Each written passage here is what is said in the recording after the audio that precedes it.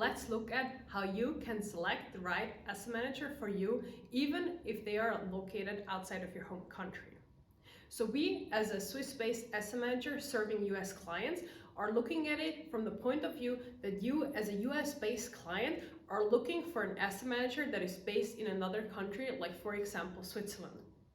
As you can imagine, those cross-border situations can make looking for the right person or the right company a little bit trickier than if you were just walking down the road, walking into the front doors of your local bank. So if you are interested in offshore banking, how can you find the right investment manager or asset manager for you? First of all, it's very important that if you have any ties to the US, so if you're residing in the US, if you hold a green card, a US passport, that you only work with investment advisors that are registered with the SEC, so the Securities and Exchange Commission in the US. That is a very important requirement that should give you some assurance that they know how to deal with US clients, that the US market is a strategically important market to them, and that you're not the only US client that they serve. Because while it is legal and absolutely acceptable and also in many situations good to have a bank account offshore, it's also very important to report the account properly and to do everything in accordance and compliance with US rules and regulations. So there's two ways in finding a Swiss-based or an offshore-based asset manager if you're an American citizen.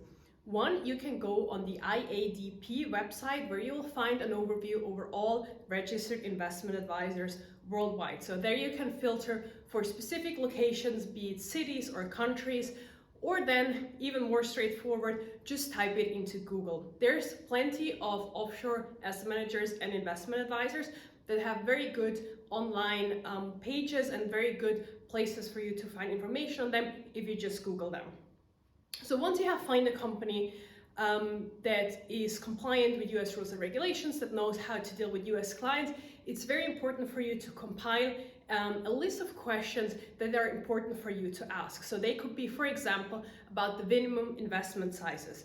Offshore investment banks or asset managers oftentimes have higher minimum investment sizes than local advisors.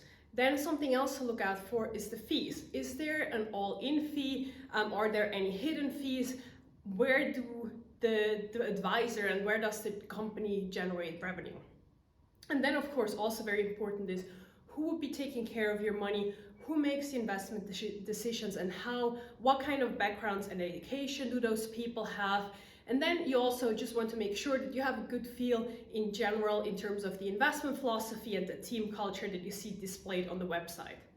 What's very helpful in answering those questions is the ADV2A brochure or the ADV3 brochure. All SEC registered investment advisors have to make those documents available to their clients and prospects online. So it certainly is worth your time reading through those documents.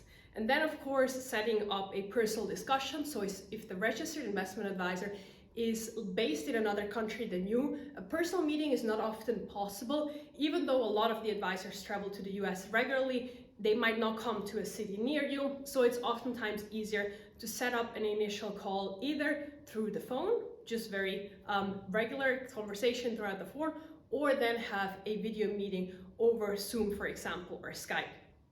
Which you prefer is of course up to you. Just be clear in communicating that when you reach out to the company. And then just make sure that you feel comfortable, and if you do see any red flags, if you don't have a good feeling, make sure to keep on looking, because it's your hard-earned money and you don't want to make any compromises when it comes to selecting the right banks and the right people who manage it. And then lastly, another tip is look out for Google reviews. So if you don't have any friends or family members that you could ask for a recommendation, then oftentimes online, either on Google reviews or then on Facebook, you can find reviews from existing or past clients that can also help you guide in finding the right asset manager for you.